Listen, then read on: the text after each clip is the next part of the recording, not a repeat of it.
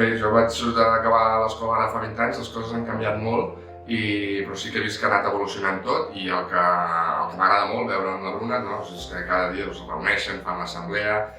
parlen de les seves coses, parlen en públic, perden la vergonya i també s'obren amb els seus companys i companyes. M'agrada molt també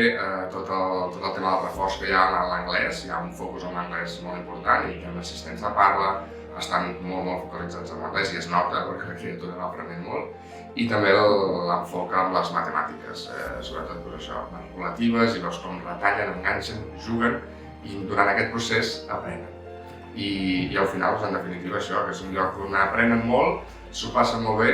i tenen aquest ambient familiar de 3 a 16 anys que per l'experiència pròpia que forja les amistats per tot.